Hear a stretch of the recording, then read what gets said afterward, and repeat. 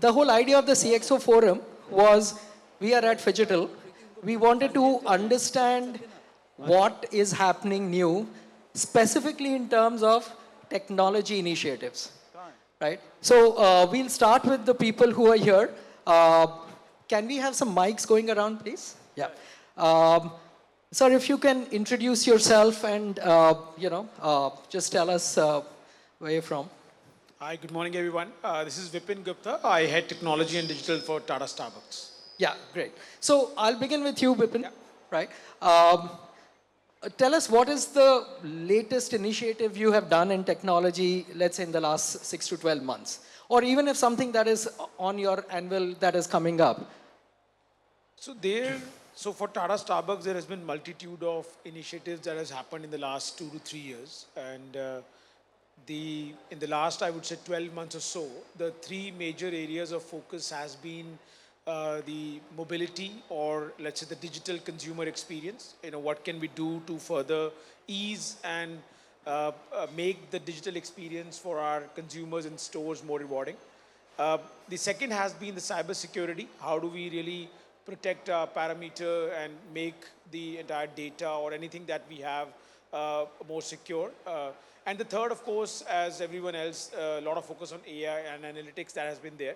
So I think that has been the three pillars of focus areas. And I think in each of the pillars, we have taken multitude of initiatives. So for example, on the digital consumer experience, one of the key feedback that we used to get from the market was, or from our consumers, saying our app is quite complex. So we have complex password in our app. This is because we are a semi-bank. People come in and load money, they load cards. So I can't have it an open sort of an app like a Zomato or a Swiggy or any other retail which just opens, right? So I have to have a complex password like a bank. So in order to address that, we then opened up a WhatsApp channel. Now you can actually just log into a WhatsApp channel, look at your balance, even pay and do your entire journey on WhatsApp. And we have made it also very brand centric, where there is a digital avatar of barista comes in. There is also a section on coffee culture, which then you actually can learn how to make a French press. You can learn about all our single origin, multi-origin coffees that we offer in India. So a lot of that has happened. Cyber security, again, I would say we're just catching up in terms of putting the standard parameters around SecOps and asset management, change management, standard stuff. And it's a lot of focus on AI and analytics as well. So one of the cool things that we've done in the last 12 months, one of the cool things that we've done in the last 12 months is actually use of chat GPT for personalization. So whenever you open our app, you actually get a personalized message on the app every morning. So if you're a gold consumer and you open the app, every morning you'll get a personalized message. And this personalized message takes into account your favorite coffee. It takes into account the current, let's say the weather, the current context. Let's say these days summer's going on, and we have, let's say, mango drinks going on in the stores. So the season, your favorite drink, and then the tonality of the message is also based on your age profile, because we have your birth date, and that gives you a message every morning. Even if you open your app every morning for, let's say, next 30 days, you'll actually get a fresh message. So that completely developed by Chat GPT, and automatically it all happens. So that's one of the cool things that we've done in Chat GPT that I thought I'll share. Superb. So I'm probably going to come back to you, Sure. right? Praveen, can we have the mic? Praveen? Praveen, if you can just quickly introduce yourself for the audience, and then... Yeah. Praveen Srikhande, I head IT and digital at Aditya Birla Fashion Retail. So Aditya Birla Fashion, of course, is multiple brands. It's Pantaloons, Louis Philippe, Van Heusen, Alan Solly, and recently our multiple designer partnerships, such as Sabyasachi, Tarun Tehliani, and Musaba.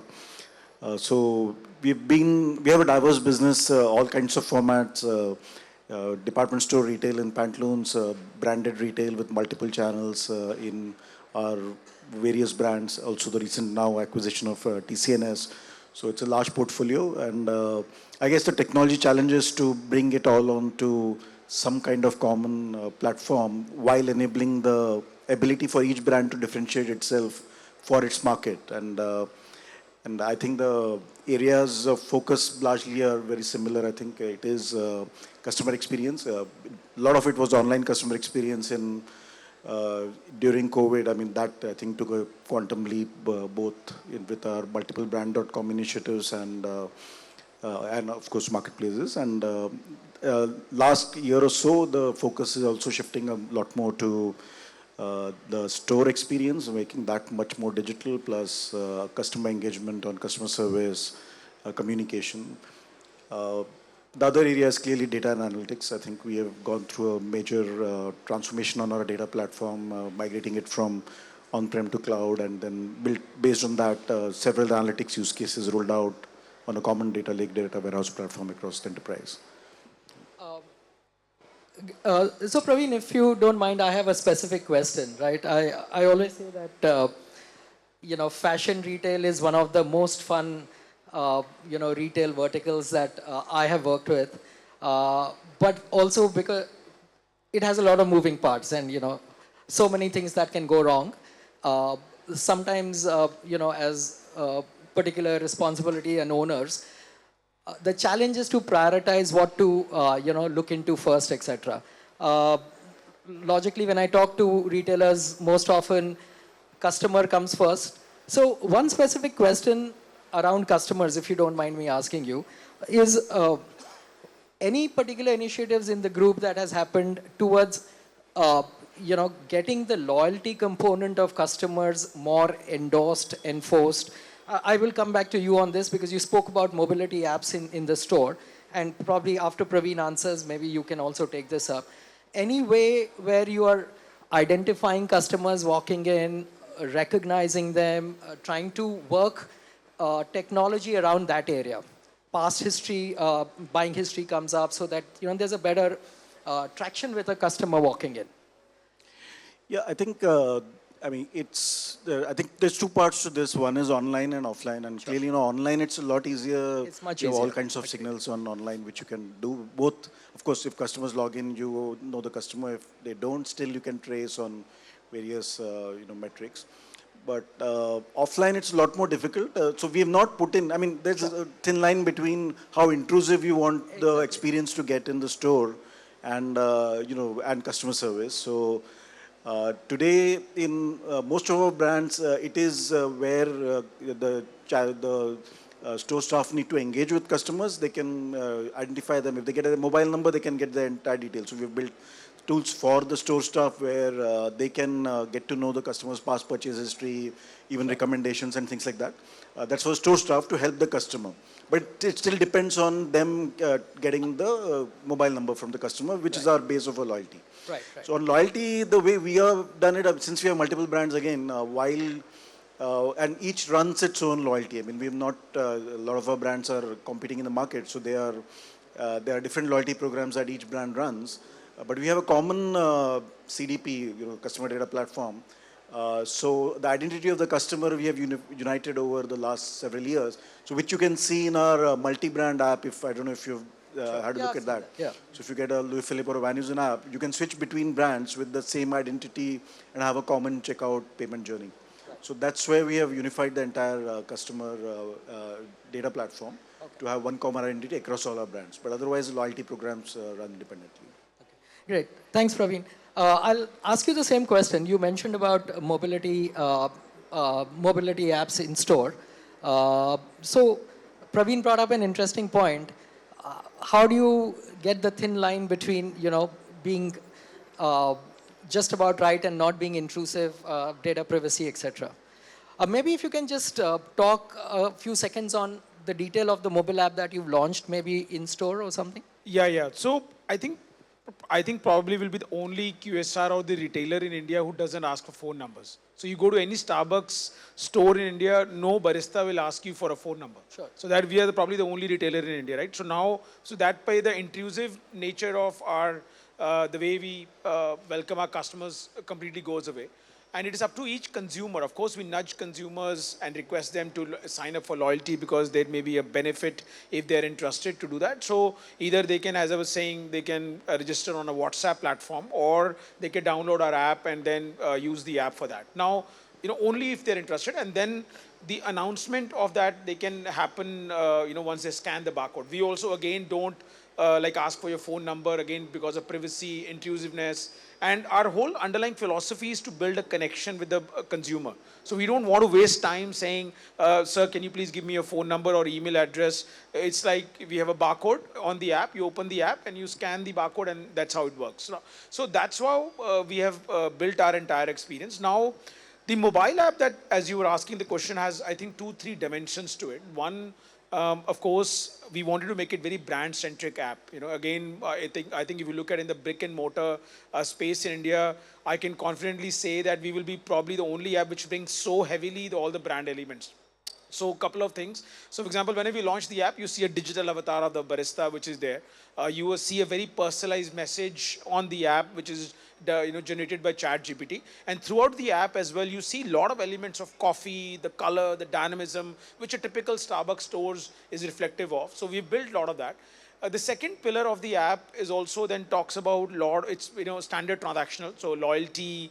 We make use of a lot of heavy animation, use of animations, then standard ordering. You can customize your drink. All that happens, which is there. And of course, then the other element of the app also, as the conference is all about, is a phygital element. So one of the unique features that we've just rolling out is that is actually your entire auto Wi-Fi connect, we call it. So we have used a technology. We have Cisco Meraki. As you may know, we have Wi-Fi in our stores. For that Wi-Fi, we have used Cisco Meraki as a platform. And now Cisco Meraki actually offers a very unique service, which is called Auto Wi-Fi Connect. Now, what happens is that if you walk into any Starbucks store, and if you've given me the right permissions on the app, your actual device automatically gets connected to Wi-Fi without any OTP validation required, and it's completely TRAI compliant. So we are using that, and then with that, then actually I can completely give you a very different experience. So for example, the moment you walk into my store, I actually get a notification saying, this is a customer ID, and this is a store ID who has just walked in. Then I can match all the data to my loyalty and your past experience. And the moment you walk in, you actually get a message on your WhatsApp saying, hi Vipin, would you like your usual? So that can happen. And also, then I also get a notification on your dwell time, and I can, instead of, reducing the friction of you standing up again and going to the line and ordering the drink again, I actually can just send you a nudge saying, would you like to repeat your order, would you like a refill? So that's the whole phygital component that we have, built in our app, and we are hoping to ease a lot of the friction that a consumer has. So this is actually an area of interest, I mean, personally to me as well. So maybe we'll come back to you. Sure. Let's have Rajnish is here, right? Rajnish, maybe you can introduce yourself for everybody, and then. Hi, good morning, everyone. My name is Rajnish Sharma. I head IT for Campus Shoes. I think your question was more about what we have done in the last 6 months. Whatever tech initiatives that I've taken. So 3 major focus areas. One, growing our D2C presence. We have predominantly been a B2B company. We started around 18 years back. And today I can proudly say that in the last 7 years of D2C journey, we are today 45% D2C led and 55% B2B traditional marketplace player. In addition to D2C market penetration, we focus a lot on our customers, the retail customers, the B2B retail customers. So we have launched the first in the footwear industry application for our customer retailers who are actually entitled to avail various trade promotions, loyalty benefits. The way you do for an end consumer, we have done it for the retail customers also, retailers also. So today we have more than 20,000 retailers who are actually listed on this app. And we have cut across all the geographies. We have removed the middleman, the distributor who used to eat away their margins, their benefits and all. Third thing that we have achieved is the important information on the product. What's being purchased by the retailer, what price points are being purchased by the retailers, how much purchase is being done by the end consumer from that retailer over a period of time. So I think significant data points which is getting available and helping us plan our supply and demand according to the market requirements. That's one of the big things that we have done. Great. Thanks, Rajnish. I'll come back to you. Ranjit is here. Hi, Ranjit. So, Ranjit, for the audience, if you can introduce yourself, and then the open question to everybody is, what are the new tech initiatives that you have taken in the organization? You've seen happening in the industry. Yeah, so I don't represent any organization right now, but typically the new initiatives that I see is a lot of work happening on AI, particularly generative AI. You know, retail companies are busy training, various LLMs to answer questions in plain English. Something that they were trying to get dashboards to do till 2023. Now they are, shifting that load to LLM. A lot of interesting stuff happening on VR. Uh, uh, Gamification is suddenly become very big, and one of the biggest growing industries today is the games industry. And there's a very interesting opportunity, the intersection between retail and games. Uh, one very big platform that I've been hearing the last 6-8 months is Roboblocks, where you can actually go and gamify a lot of stuff, and it has one of the largest tractions across any app stores. It's more like an app store right now. So I think gamification is very big. VR is getting very big, and a lot of interest and traction in those areas. So if you can take, let's say, one of these, gamification, uh, help us and the audience. If you have a practical use case in retail that retailers can think of using, CXOs can think of using, of bringing gamification or any one of the AI techniques in a practical use case in retail, anyone. One interesting thing is, around operations, right? There are so many things that need to be done in the store, and today it's done using the stick. Using gamification, you can actually have some kind of a carrot element to it, and make it more interesting and more immersive for people to do their what we call the Rosemarre activity. AI, though, there are so many use cases around replenishments, around getting sales numbers. There are e-commerce use cases. I mean, AI is No, I think I like the new one that's coming up that you've just mentioned is around operations, using the carrot instead of the stick, or the carrot and the stick. Right. Thanks, Ranjit. Amit, we have you. Happy to have you here. Can we have a mic for Amit? Amit, if you can just introduce yourself and then tell us what you're doing in tech new initiatives.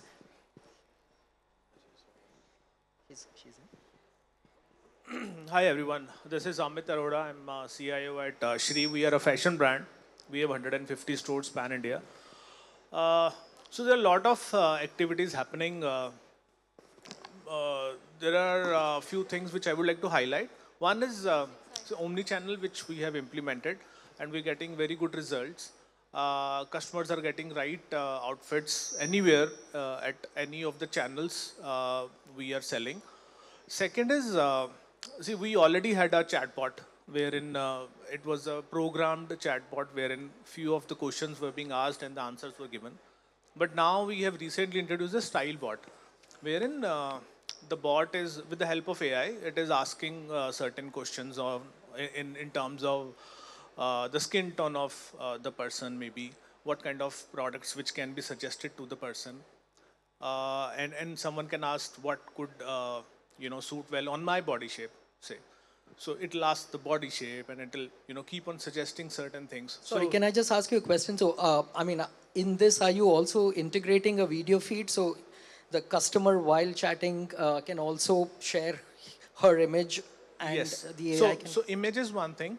Image also customer can share, and based on the image, we suggest what kind of outfits can suits well. Second is, the voice input is also there. And it can work in 3 languages as of now: Hindi, Punjabi, and Arabic. And English is always there. So we are introducing it in UAE also. So Arabic is there. You can chat in Arabic, you can talk in Arabic, and you'll get replies in Arabic. So these kind of things we are doing. This is one of the things. A lot of other things are there, but I'm just suggesting one of that. Thank you, Amit. I'll come back to you. Yeah. Yep. Go on.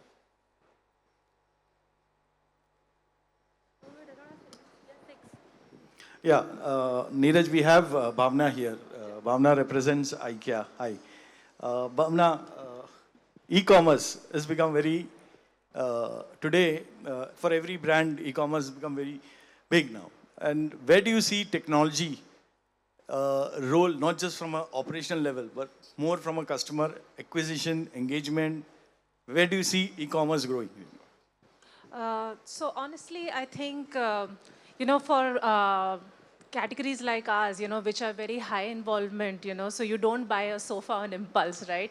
There's a lot more research that goes into it. And therefore for us, irrespective of where the final purchase actually happens, majority of the time, e-commerce is the place where the customer starts interacting with us for the first time. So for us, when we look at our online platforms, our website and our app, it's not just a channel of sales. It's actually a platform to drive brand awareness, brand engagement, and brand consideration. And allowing customers to do all the research that they need to plan out their travel to, an IKEA store. Well, if any of you have visited an IKEA store, you'll know it does require a little bit of commute. So obviously, people like to ensure that it's efficient, right? So our website not just caters to shopping online, but also catering to customer experience within the stores. So for instance, our app actually has an in-store mode.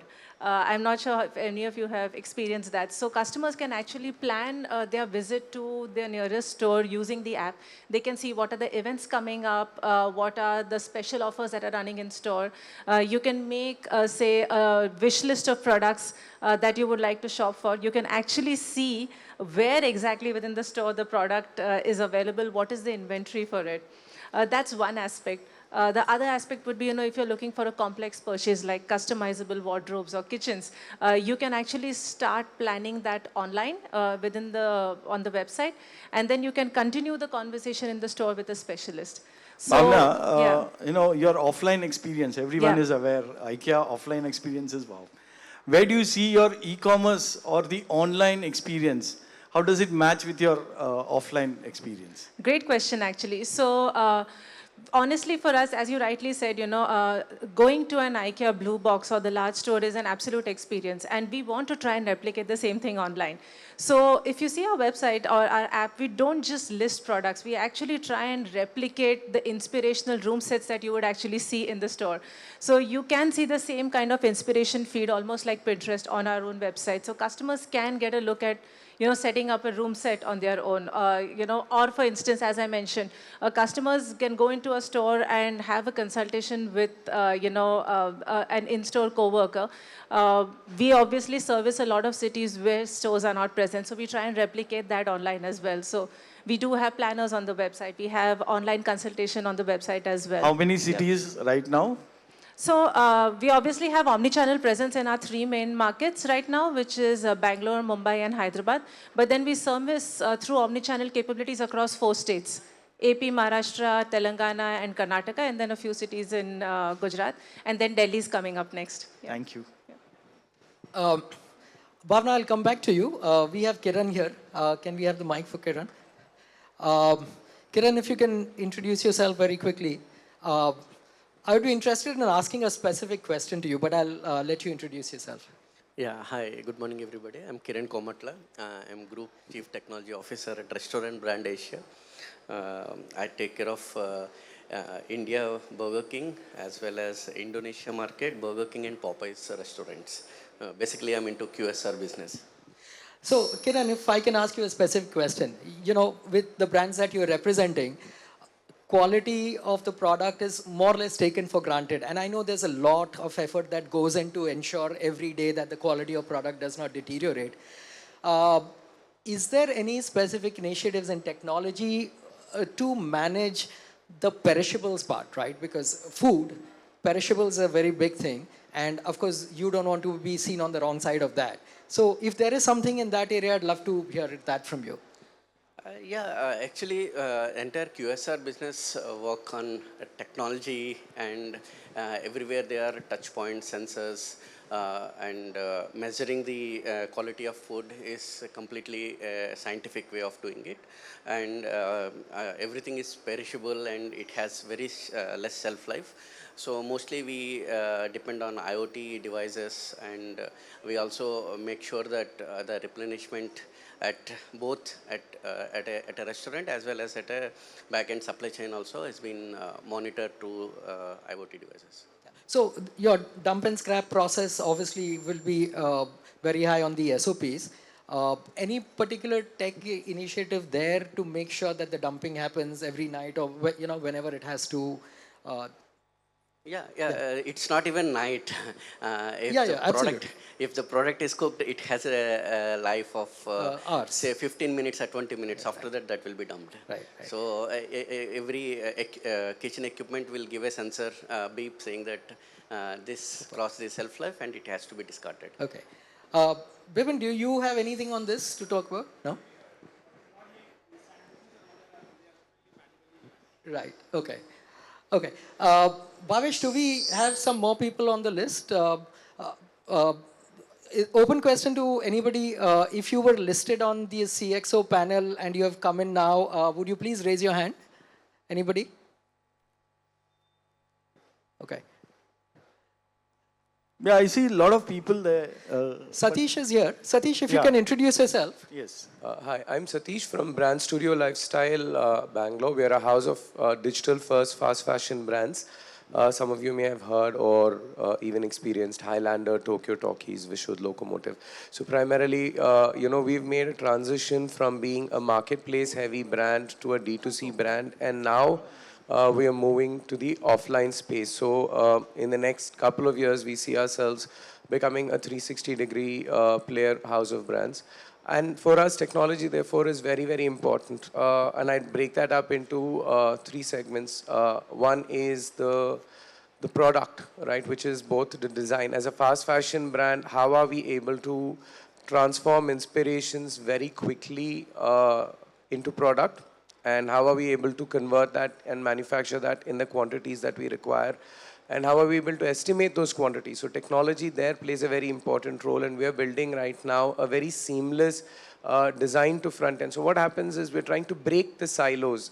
Most people who've worked in the fashion industry will know that practically every division from design to manufacturing and sourcing and then the forward end kind of works in a lot of silos. We're breaking those silos with a seamless to and fro communication system with ERP. With customer experience, we're focusing, I think the big trend right now is to make customer experience more personalized, more conversational, and generative AI is driving that, obviously. And then obviously we're doing that with, of course, your, and messaging platforms have become more sophisticated, so you don't really have to build everything by yourself. And in terms of creatives or advertising and marketing creatives, generative AI is something that we are working on very, very strongly to be able to, just because today because most brands are on social and digital, your volume of content has to really, go up exponentially. And what we're working on is really how we can do that at scale and with greater efficiency. Thanks, Satish. Ajay, if I may ask you a question. Yeah. No comment on your age, but people who know Ajay know he's a veteran. Ajay, if you can introduce yourself once for the audience. Hi, my name is Ajay Agarwal. I work with brands trying to solve their business problems using technology. And so Nitin, you mentioned about, Niraj, you mentioned about the question to Kiran about perishability. And also there was an issue of AI use of AI. So there's a new concept which I have experienced recently is of use of AI in demand sensing at the store level. What they are now, the new trend is where the brands, QSR brands and food brands, they're trying to understand the demand at each store level, preferably at hourly basis, so that they can maintain certain amount of freshness, number one. Number two, they can manage. Ajay, is that coming out of like some real-time video feeds or what's the input? No, the input is the data plus a lot of local factors. For example, weather. There are various other factors which are being captured outside. It's more like an outside-in approach where you're capturing a lot of external data sources and using them to understand the demand at each store level. And that data is used to plan the inventory at the store level. And that's where AI is going to become very, very effective. And that sorts of brings your inventory accuracy at almost 90%. and which reduces the wastage. So it's question of not how to handle the wastage, question is how to reduce the wastage.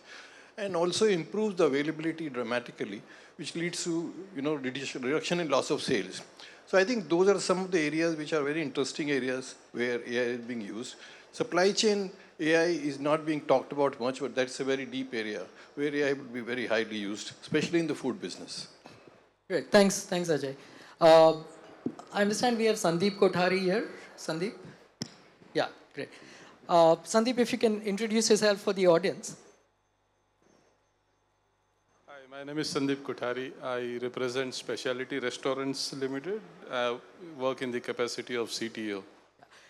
If I may ask you a specific question, what's happening in terms of driving footfall? I mean, tech initiatives in terms of driving footfalls, increasing ABVs, anything interesting in that? See, we have typical challenges now. We have 16 brands and we have different cuisines. So we have QSR also where we sell sweets and confectionaries as well. But there are different brands like Mainline China, O Calcutta, very different cuisines are there. We have buffet concepts also. So now how do we touch points and how do we create that experience that this is a specialty brand? And when they go from whether they go to Sweet Bengal or whether go to my other 16 outlets. So 16 brands, I will say, we are close to 110 restaurants. So that is what those initiatives we are planning to see, that how do we give that seamless experience to the customers. Plus we have cloud kitchens as well. So now sitting at home, what experience we can give of Mainline China. So that is what we are trying to bridge the gap through digital technology. Okay. Any other new initiatives that you have started recently in tech? So for forecasting, what we are planning to do through AI, through our, we have a 3 decades old company. So we are trying to see how we can do demand forecasting for our seasonal when it comes to that. And for our food business, we all know perishable items are the biggest, pain areas. So that is where we are trying to use technology over there. Thanks, Sandeep. Sandeep, if you can hand the mic in front of you. I see Imran. Imran is sitting there. Imran, if you can introduce yourself and then I'll ask you a question. But before Imran introduces himself, people in the audience, questions are most welcome. If you have some questions for any of the people who've spoken, please raise your hands. Niraj, what we spoke earlier was to make this very interactive. Yeah. Make sure that you raise up your hand and say that I want to talk about this or I want to ask question to this. So that makes it very interesting. Otherwise, we will keep asking question and it will be one way. And we also welcome the speakers to ask questions to the other speakers. Absolutely. Yeah.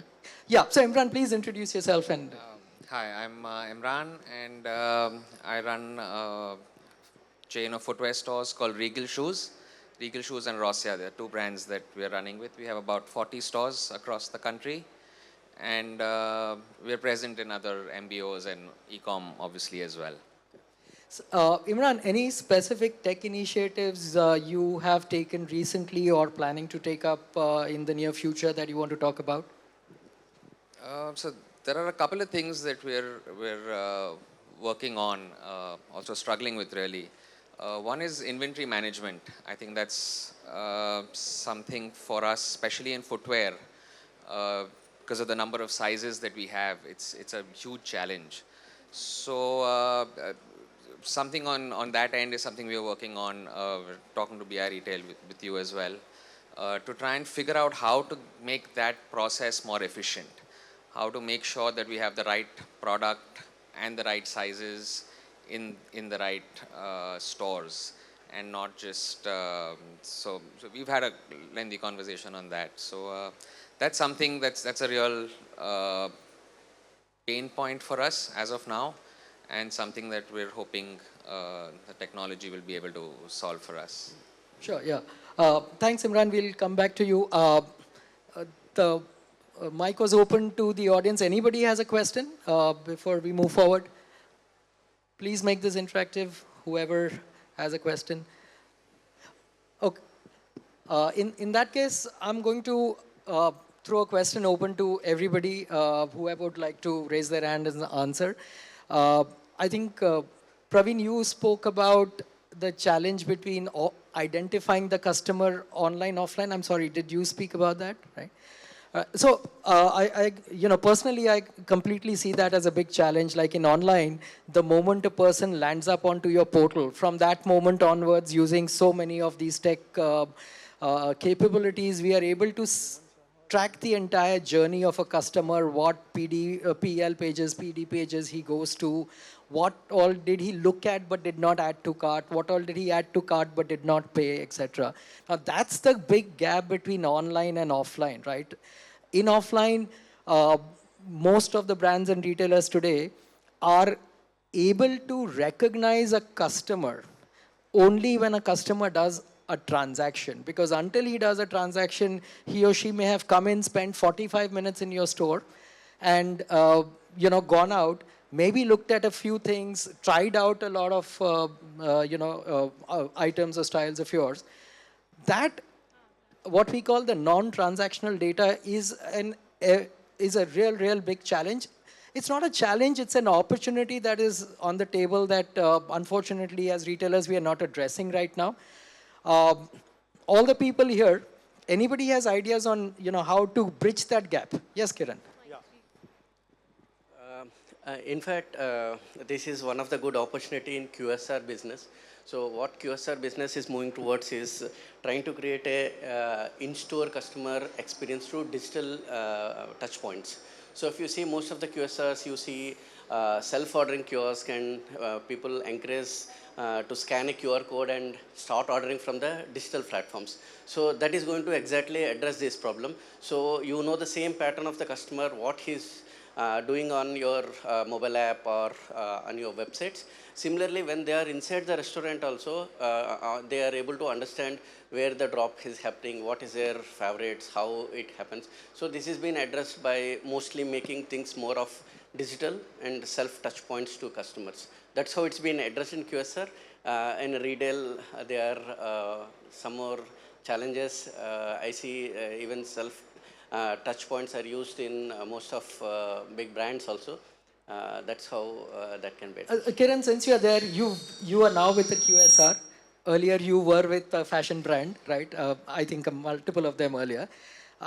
You're a perfect person to answer this question for me. So my opinion is that when a person enters a QSR, there is a higher probability of her doing a transaction than when a person enters, let's say, a fashion brand outlet. Do most of you agree here? Right? So the challenge, I think, is, of course, what you're doing is in your QSR, in your restaurant, somebody walks in, there's a higher chance he or she will do a transaction, and that's where the journey with your kiosk starts, self-service, etc. Right?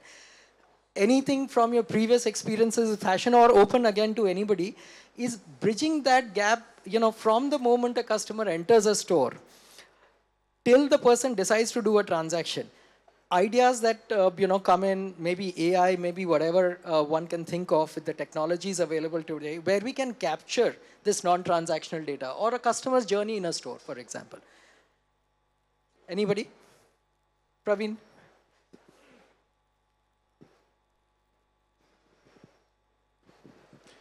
I think several approaches which could be, are present broadly too. I mean, I think one, what Kiran talked about is how do you really get a customer to engage on your digital platform in the store, right? So that is one approach that you can take. And again, we have been working on some POCs there. So how can you make your app usable? I think you're talking about that in IKEA.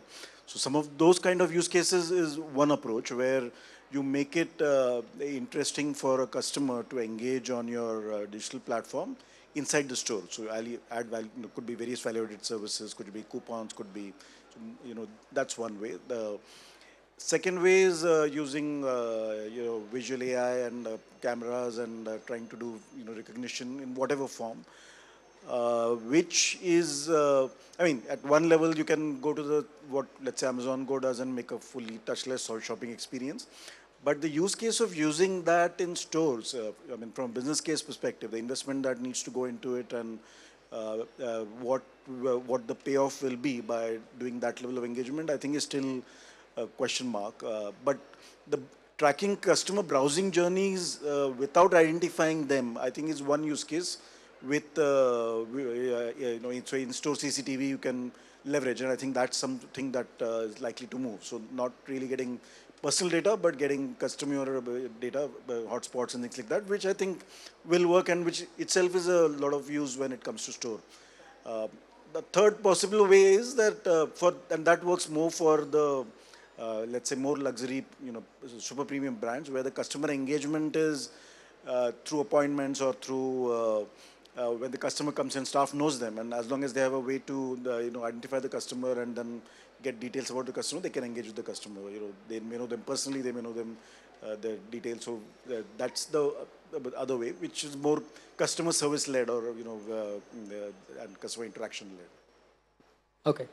Bhavesh, do we have some more guests come in?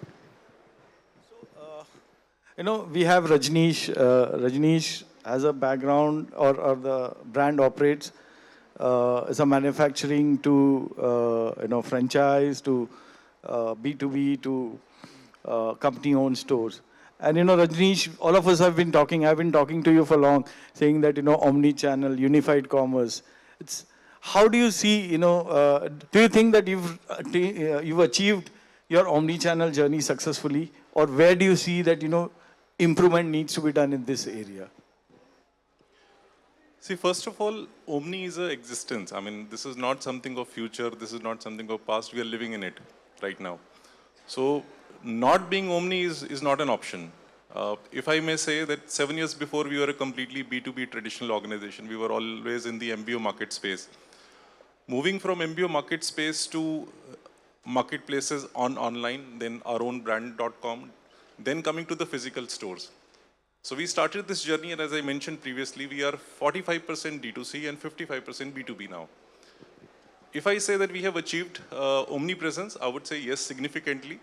What have we not achieved? Probably is a more better customer experience. How can we achieve over the platforms? While today I have a CDP, as someone mentioned, that my online sales versus my offline sales, they're all collated together. I know uniformly which customer is buying from where and what. And I would also like to mention one use case which I was keeping for analytics session. So when we started, unfortunately COVID happened in 2020, but it fortunately opened a lot of opportunities for all of us, especially in the online space. By fiscal year 21 end, we were around 42 physical stores. Today we have 272 physical stores. 3 years, 42 to 272. And now you may ask that how this journey is possible. The online data, which became, I would say, one of the fuels for us to identify the right markets. As I said, we were traditionally a B2B. We were very, I would say, cautious. We were very apprehensive about which markets will be the right markets for us when we go to the physical space. Whether it will do the justice, it should not cut across my other channels of market distribution and all that. So I think a lot of data insights coming from online sales helps us identify the right potential market, and that is how we could leverage the data and then reach out to the markets through our own stores, exclusive brand outlets as well. While there is a significant, I would say, status that we achieved in the Omni, I think customer experience is still a thing that we are striving further to improve and improve day after day. Thanks. Okay. So we've, actually gone through almost 45 minutes of a tech session where we have offline, online, omni retailers. I was trying to wait and see when does somebody talk about the big devil in the whole online space, which is called returns. Nobody has brought this up, so I'm going to bring this up and throw a stone in the pond. Let's see how many ripples it's creating. Anybody wants to talk about returns and how any brand or retailer is working towards trying to reduce that? Amit, anything you have, or anybody, please, it's open to everybody. Bhavna, please feel free. See, please, Amit. Yeah. Okay.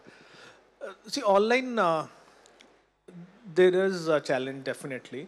And when you're working with marketplaces, there is a big challenge.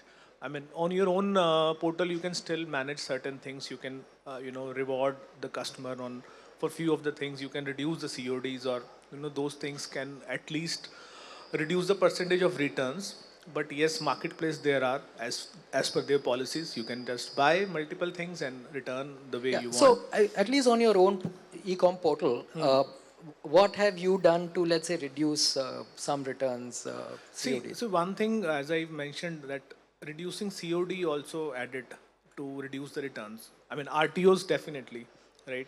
If earlier we used to have 50% COD and 50% paid, now we have 30% COD and 70% paid orders, prepaid orders. So is that more like initiatives, or, uh, dole out something to the customer to convince them to do more prepaid rather than Yeah, COD? so we reward the customer while okay. paying prepaid, and we have recently added one app which is simple, which is giving the user to pay in 3 installments or maybe pay later or something like that. So these options also add to the pay prepaid options. So that definitely added. And one thing in the previous questions you mentioned about how we can track the customer who has not purchased but entered the store. There are a lot of innovations happening around. So one which Vipin has mentioned about the Wi-Fi thing. So definitely through the Wi-Fi, we can track the customer in a certain way. Although, so one of the example I would like to give for the collectives, if you're aware about the brand, right? I've never bought anything from their offline stores, but I've bought from the online store. But whenever I pass through the store, I got a WhatsApp message, so they track. So this is how either they do it through Pine Labs or whatever the technology they're using, but they're tracking. So I think geo-fencing or geo-targeting or Wi-Fi, these things definitely can add. Perhaps ask Praveen what they're doing. Please go on. Yeah, and second is, yes, definitely through CCTV, but by keeping the compliances on, because we cannot save the face. We are already using certain AI tools with our CCTVs wherein we are blurring the faces. But yes, with the face, if you're entering and you're getting the welcome message, or the store manager is getting a message on the app that Amit has entered and he has these kind of wish list on the online, maybe he has purchased something, or this is the kind of products he buys. So that definitely I think can help. Sure. Amit, whatever you spoke about, there is a booth here which is Avid, AIVID. We are using them. Yeah. So Avid is it's couple of years now. Yeah. Correct. Bhavna, you wanted to talk about returns? Yeah, I think, at least at IKEA, we are very, very fortunate to have, say, lower single-digit returns. So we are definitely in a good place. But in an earlier life, I won't name the organization, I had this exact same challenge. I was in the fashion space, 30% returns on the brand.com website. I think there were two things that really, really helped us. One was, gate blocking COD. So we didn't stop COD, but for instance, we made it mandatory for customers to log into the website to do a COD. That was a little bit of a barrier, but also the advantage that if we had if they were logged in and we could track that they were doing way too many RTOs or returning way too much, we could actually block the payment mechanism from them. And the second thing was limiting COD to a smaller amount. So possibly something for a first purchase or something like that. I think just these two simple actions brought down our return percentage from 30% to 19%. Oh, I think that's a great takeaway for all of us here, all brands. So I think that definitely helped us. So we continued with COD, but for the purpose of getting customer to earn trust in the brand.com experience. Typically, we have seen, and even I as a customer sometimes don't trust a brand.com, with a large purchase the first time. The other thing that we did is we realized that specifically online, if we do a generic sizing, that doesn't work. Especially with women's clothing, there are different fits. And if we just put in, the dimensions as a one-size-fits-all, it doesn't work. So we actually initiated a activity of putting down the sizing at a product level. That was available with the merchandising and the design team. We actually integrated that onto every single product on the website. And because of that, the returns coming from size did not fit me came down a lot. So I think that again brought down something for us. Yeah. Thanks. Yes, please. 2-3 key insights I would like to share herein. So we also don't do COD on our brand.com, and the returns are less than 50% as compared to marketplaces. That's one. Second, why do we go to marketplaces? Faster delivery. Can you offer it for your brand.com? If you can do that, will the customer not be interested to come to your brand.com? Second, convenience in terms of purchase, in terms of payment options, in terms of loyalty as an engagement. Now you have a tool because on your platform you can do that. You can do your CRM program as well. So if you create a lucrative option on your brand.com, then there is high chances that people may convert actually on your brand.com without doing a COD, which means lesser returns. So these are some of the cases that we have adapted, and we have been growing also on brand.com and seen the returns has significantly reduced over a period of time. Okay, thanks. Do I see Ritu here from Soch? Hi, Ritu. Opportune moment you walked in. We're talking about the devil called returns. Wanted to understand what is Soch doing towards, trying to reduce, minimize returns, at least on your own brand.com site. Sure. Please introduce yourself to the audience. Hi, everyone. I'm Ritu. I'm CDO at Soch Apparels. Sorry for coming in late. I think returns definitely is a big problem for us, and it is extremely high. But on our brand website, the return is less than half of what it is on marketplaces. One reason, of course, being that a lot of people, of course, the volume of traffic that comes on marketplaces is way more than it comes on our website. But also people who come to the website to shop, they have a much higher intent than people who are there on marketplaces. One thing that we are definitely still trying to control our returns, not just on our site, but also on the marketplaces, is we have started putting a tag on all our products saying that we do free alterations at all our stores. Sometimes a small thing such as that, where the customer will be like, oh, I've got this kurti, but it's too short or it's too loose. And just for that reason, if they're returning it, they know that they can get a free alteration done.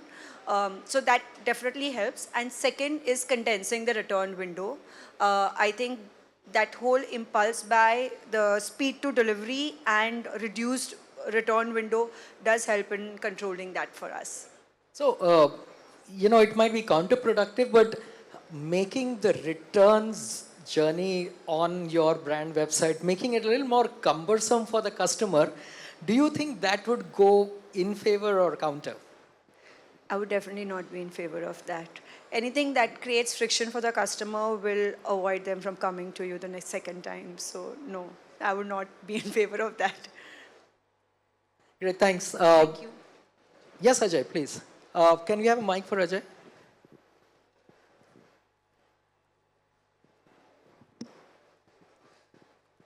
So for the audience, we have the last 5 minutes coming up. I'll come back to you. Please, Ajay. Can we have a mic here?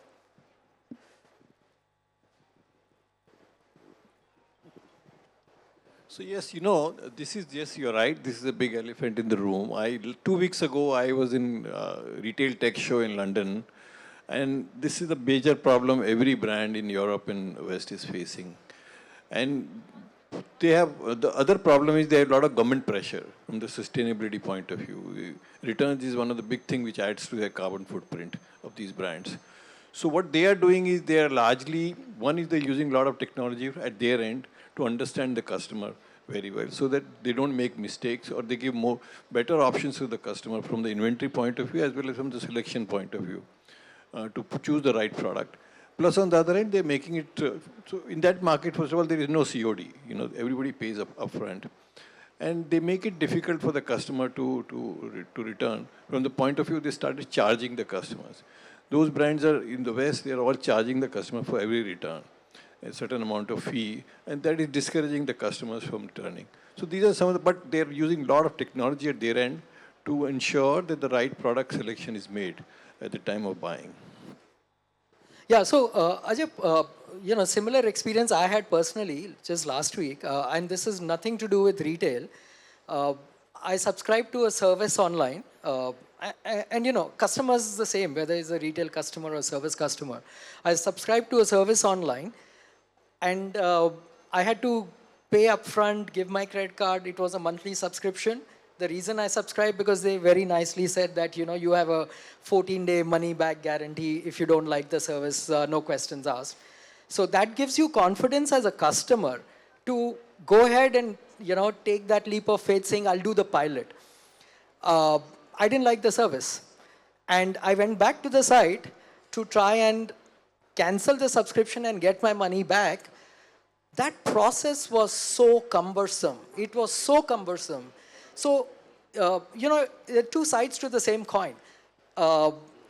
They make it cumbersome so that lesser and lesser people, probably cancel the subscription.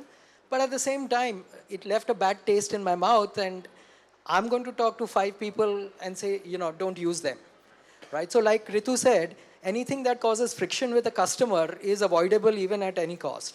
So it's not a friction. We are not creating friction. They're putting a charge to the return. That's all. Yeah. I guess your case is it's a very different. clear commercial term which they are defined very clearly that if you want to return, that this is a charge payable by you. So which is very clear, which you decide at the time of buying and whether or at the time of returning. So that is one. But as I said, on the other hand, they're investing a lot of money on technology to make sure the right selection is made. Sure. And the chances of returns are reduced by making the right selection. I'm again just playing devil's advocate on this returns part, right? How many here in the room believe that, and let's just focus on fashion, e-com, retail. How many of you, I'm guessing almost all of us shop online. How many of you believe that if you were to buy, let's say, a piece of apparel on an e-com site where the return policy, like Ajay said, probably came at a charge, how many of you would actually get discouraged to buy it? Raise of hands. Yeah. So I think it's, it's also very geographic, right, Ajay? I think India works differently. I guess Europe works differently. We are more matter of fact about it. One gentleman there, you had a question. Excuse me. Sorry, could you introduce yourself? Yeah. Hello. Yeah, thanks. My name is Mohit and I am a part of EMESA supply chain. This is my third stint with a 3PL in India, and I pretty much relate to what everybody is saying, that returns specifically for fashion is close to 20 to 30%, and from a fulfillment services provider point of view, we always find and have a challenge of managing the return volume during sale seasons. It's really a pain point for a lot of 3PL partners to scale up to the level at which the returns come back in, because a customer would order 3 items of different sizes, use what fits for him or her, and then return the 2 back. When the return comes in, we spend about average of 3 to 5 minutes per order, fixing that return, making sure it's ironed and properly refurbished, and putting it back in the inventory so it's live on your marketplaces or website, right? So even from a 3PL standpoint, we need to be very confident and sure that we are able to handle what the fashion category brings along. Hence, we always take care of the extra capacity while we are designing our warehouses and making sure that whichever apparel brand we serve, for example, Soul Store or Snitch we currently work with, we always have that extra manpower and capacity ready to refurbish and make sure that we handle the returns on time. But yeah, thanks for taking my question. Thank you for your input. Mic here, please, for the gentleman on the first table. Yeah. So if you can introduce yourself and then, thank you. Hello. Good morning. My name is Sunil Bakshi. I am a Cxos for a real estate company, SBP Group. We are based at Mohali near Chandigarh. My question is not related to retail and all other industries that we have been talking about. It's related to a non-tech industry, which is real estate. One, that what are the challenges being faced for mapping the journey of a customer?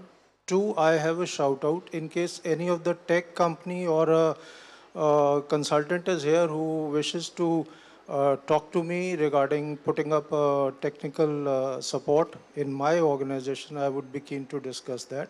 That will be after the meeting. So my question is that what are the challenges being faced in terms of mapping the journey of a customer in a retail as well as non-retail segment? Thank you. Yeah, so I think we've broadly been discussing that. If anybody has a quick answer, we can take this question. Otherwise, we are all available offline to also take care of that. I just been told that Shrikant from Shopper Stop is here. Yeah. Oh, sorry, missed you. Shrikant, can you introduce yourself first for the audience? There's a mic behind you. Yeah, hi everyone. Good morning. Shrikant, look after the e-commerce and digital business for ShopStop. Shrikant, are you like in charge of a particular category, or is that across the board? It is across, yeah. It's across, right? If I can ask you specifically something on, let's say, the lifestyle category of e-com, is that something, right? Sure. And, Bhavna, I'd also would like to get your answer on the same question subsequently. When you're selling, let's say, furniture, for example, right? How do you weave in the support installation immediately after, let's say, a transaction, and how much does that affect a customer's, success story with the brand? So here in Shoppers, we don't do hard goods, but then my prior life, I was part of Landmark Group based out of Dubai. So Home Center was a big business, and we launched it in India as well in the e-commerce scene. And it actually worked really well for us because the close competition was IKEA, and the installation over a particular threshold was absolutely free, and it was our guys doing the delivery and the installation, which is obviously not the case with IKEA. You need to pay additional services or use other vendors like Urban Clap to get it done. So it really paved the way. But then I think the bigger aspect out there was the economies of scale really kicked in from a business P&L standpoint when we were doing that, because generally the hard goods was fairly well because we ensured that RTOs, which we often hear about, major component of returns, is generally very low because there's a whole bunch of validations which kind of goes in, considering the amount of effort which goes not just internally in the warehousing space, but also within the logistics space. Okay, thanks. Bhavna, before you answer this question, right, the whole concept driving IKEA is the DIY space, right? How is IKEA seeing this in the India market? Because Indians are typically not the DIY types. It's evolving, I can see that. Urban India and the younger population takes pride in DIY. Challenges there? Yeah, so honestly, this is a conversation we have all the time internally as well, right? But honestly, yes, we do charge for assembly. And honestly, online, we don't even have an assembly integrated into our checkout journey. As he rightly said, your customers can contact Urban Clap if they wish to, and we have other similar partners for assembly as well. Personally, I believe that as a brand, we do want to encourage DIY. So we are we are still new in the market. We are still trying to introduce the overall IKEA concept in India. And I think, honestly, it's been a pleasant surprise. For instance, when we launched e-commerce in the smaller markets in Gujarat and smaller towns of AP, Telangana and all, we honestly believe that we would get a lot more demand for assembly and installation. It's actually not the case. And these markets also have a higher share of furniture than accessories. So it's been a pleasant surprise. I think people are open to trying it out. I still believe that if we were to start integrating assembly into our checkout, that would be a first step. I don't think we are at the place where we want to offer free delivery or assembly right now. And I think that's something that our customers understand. Yeah. But yeah, like you said, maybe include it in the checkout process, even if it comes at an additional cost. Yeah. Yeah, transparent to the customer, but yeah, it comes in. And especially in this category, returns may not be that big a problem, like even Shrikant said, right? Yeah, it isn't. But then we also have a huge range of accessories. But then even if we are in, say, for example, 5% returns, we still want to bring it down to 4 or 3%. So that's an ongoing thing, yeah. Bhavesh, do we have anybody else who's joined in on the speaker list? Oh, okay. From the audience, once again, any questions, anybody? Yes, please. Yeah. Hello everyone, my name is Akshay. I represent a company called Agora. We heard a lot of comparison between online versus offline. We also spoke about returns, right? My question to all the speakers, or probably who want to answer, what are your takeaways from live shopping? Because when we see the product being demonstrated by the host or the seller, we see the product live in actions. We hear the feedback instantly, and we also get to see a lot of exclusive discounts and offer while the sessions are going on. So do you think live shopping could be a key element to change the landscape of e-commerce? Any thoughts? Anyone? Anybody would like to answer his question? Yeah, Ritu, please.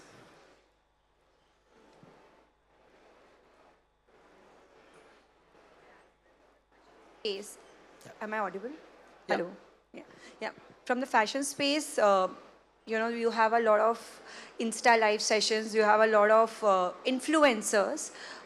While they are very, very important in helping us build the awareness, we do not see us, like it's not an instantaneous result. You will get the spike in sale, but it will be over an extended period of time. So you can get a lot of surge in terms of the sessions or the traffic that you get to the website, or curiosity on the views and likes and engagement on social media. But live sessions do not necessarily mean instant sales for us or influencers for that matter. Sure. Okay. We haven't heard much from any of the speakers, on the warehousing related technology initiatives. Anybody would like to talk of what they're doing or planning to do on that front in terms of tech? Anyone? If somebody is doing something. Robotics is like a big buzzword. Of course, the larger warehouses are talking about it, but any of you have initiated anything? All right, so if not that, then, yes, please. Hello, everyone. My name is Nisha Mahajan. I represent Strategic Leap Partners. Part of our job is to help retailers raise funds, and we deal with companies which are pretty evolved.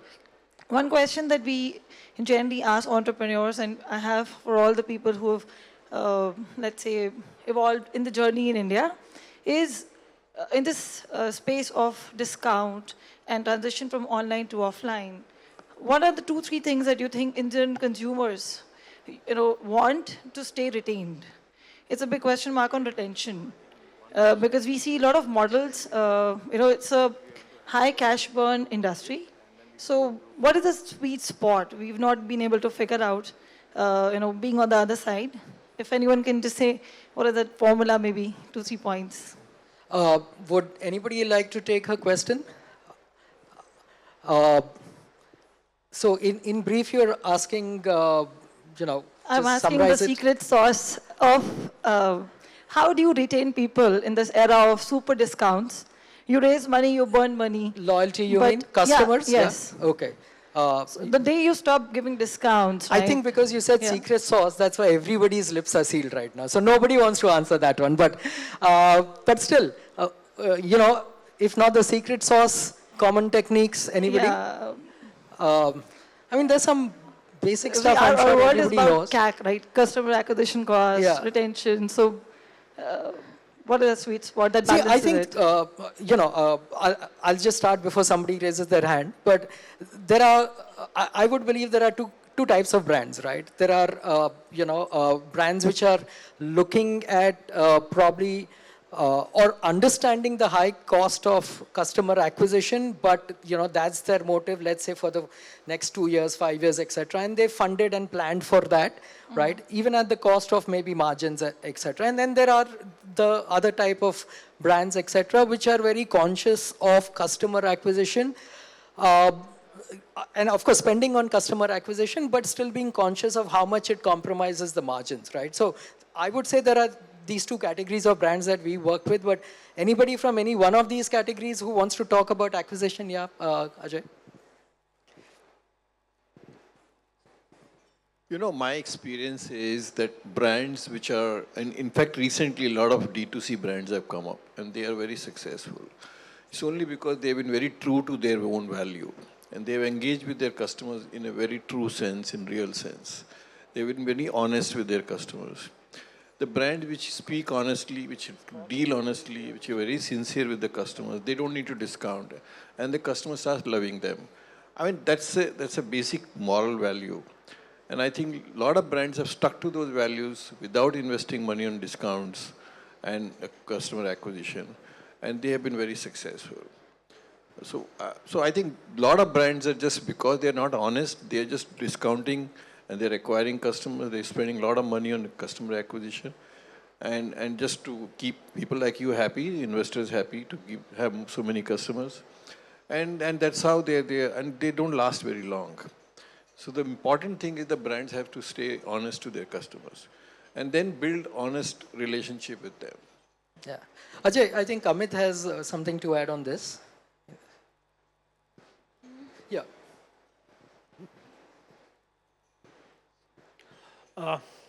I think, we have gone through that journey a bit. So earlier we used to give discounts, 4-5 years back, which has to be done as a part of the retail journey or the e-commerce journey. We have reduced doing that, and we came up with the true pricing. See, we have taken a big hit on the EBITDA for this transition, giving less discounts, 10%, 20% from 50%. So it took a lot of efforts. See, one thing I want to say, it took a lot of effort to become a brand. You need to connect to the consumer. No one is loyal to the company, but people are, there is a brand loyalty, there is no company loyalty, right, which you have heard. So to gain that loyalty, you need to invest. You need to invest to gain the trust and the emotions. So the more you connect with the people, the more you become a brand. It took 10 years to become a brand, but company to ek din mein ban jati hai, right? So I think that investment is worthwhile. It's not wasting investors' money, but if someone understands that, if you're connecting, customer acquisition costs will definitely come high initially, but definitely will reduce going forward if you actually true to the customer and become connected with them, with their emotions, right? So for that, investment is always worthwhile. That's what I want to add on.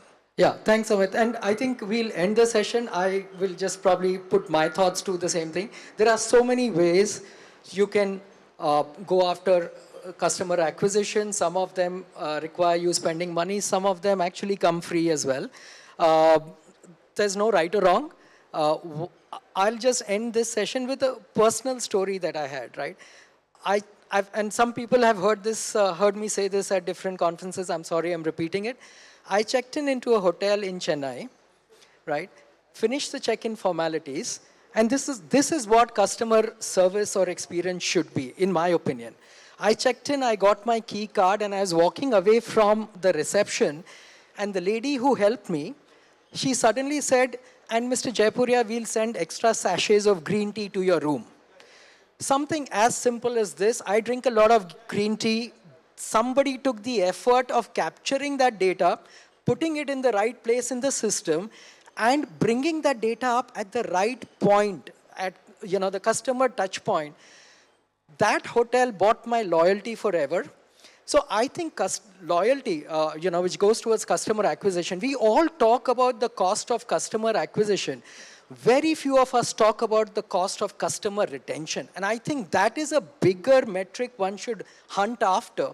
And it comes at much cheaper costs, right? If you know how to manage the processes correctly, the data systems can simply fall in place, right? Something as simple as that.